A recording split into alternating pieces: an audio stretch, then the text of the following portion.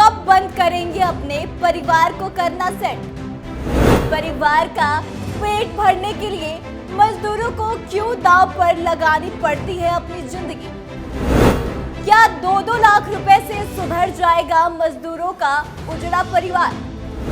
आखिर कब तक पलायन की दंश सहता रहेगा बिहार?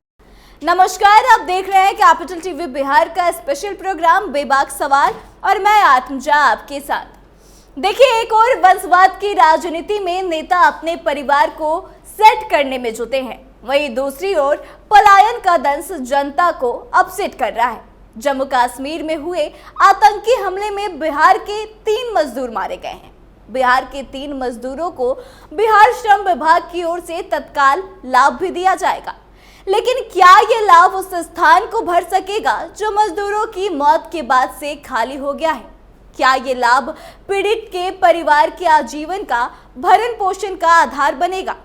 कल सीएम नीतीश कुमार ने भले ही 2 लाख के मुआवजे की घोषणा कर दी हो, लेकिन इससे बिहार की वह स्थिति नहीं बदलेगी जहां एक और परिवारवाद है, वहीं दूसरी ओर पलायन। ऐसे में बेबाक सवाल तो उठना बनता है कि क्या बिहार के नेताओं को बिहार के लोगों की चिंता नहीं है? क्या बिहार की तमाम पार्टियां बिहार को आगे बढ़ाने की बात करके सिर्फ ढोंग करती है? देखिए, बिहार में अभी छठ महापर्व को लेकर तैयारियां शुरू हो चुकी हैं। ये त्योहार भी पलायन की त्रासदी को उजागर करता है। ट्रेनें फुल हो चुकी हैं, रेलवे की ओर से स्पेशल ट्रेनों की व्यवस्था की गई है, लेकिन त्योहारों के बाद फिर एक बार वही स्थिति बन जाएगी। लोग वापस अपनी रोजी रोटी को लेकर दूसरे राज्यों को निकल जाएंगे, लेकिन इससे इतर जाकर बिहार के राजनेता अपने परिवार को आगे बढ़ाने की कोशिश है वो करते रहेंगे, चाहे वो राजद हो, कांग्रेस हो या फिर भाजपा ही क्यों ना हो। सभी पार्टियां परिवारवाद की राजनीति में आगे हैं, कोई किसी से कम नहीं है, लेकिन सभी यह दिखाने की कोशिश करते हैं कि बिहार के लोग उनके अपने हैं। कोई बिहार फर्स्ट, बिहारी फर्स्ट का नारा देता है, तो कोई बिहार के लोगों को अपना परिवार बताता है। वहीं प्रशांत किशोर, जो पलायन को ही मुद्दा बनाकर बिहार की राजनीति में एंट्री किए थे, और अब वही प्रशांत किशोर का दूर दूर तक पलायन से कोई रिश्ता नाता नजर नहीं आ रहा। अब थोड़ा पीछे चलते हैं और बीते लोकसभा चुनाव पर नजर डालते हैं तो जमुई से एनडीए गठबंधन से अरुण भारती भी परिवारवाद का उदाहरण है। नवादा से भाजपा के जो सांसद है विवेक ठाकुर, वो भी सीपी ठाकुर के बेटे हैं, वह भी परिवारवाद के उदाहरण है। यहाँ तक कि लालू यादव का पूरा परिवार ही परिवारवाद का उदाहरण है, चाहे वो तेजस्वी हो, तेज प्रताप हो, रोहिणी हो या फिर मीसा भारती। 2019 के चुनाव में भी रामविलास पासवान के परिवार से 3 जो सांसद थे वो भी परिवारवाद के ही उदाहरण है।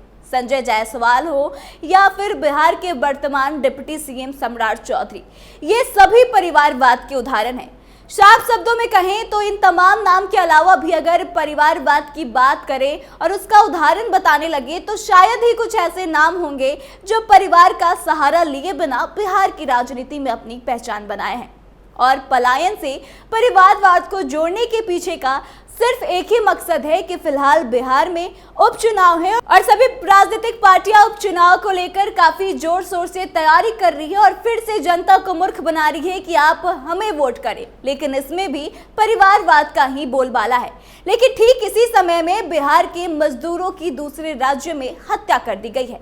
कश्मीरी आतंकी हमले में बिहार के 3 मजदूरों की मौत हुई है। इनमें 2 मजदूर मधेपुरा के रहने वाले हैं। वहीं घटना के बाद से परिजनों का रो रो कर बुरा हाल है। आतंकियों ने बेकसूर मजदूरों को मौत के घाट उतार दिया, जिससे अब इन परिवारों की कमाई का सहारा और उनका अपना छिन गया है।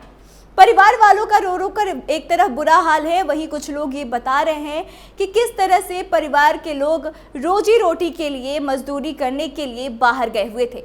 एक मजदूर की तो बेटी की शादी भी होने वाली थी, लेकिन बेटी की डोली से पहले ही बाप की अर्थी निकल गई।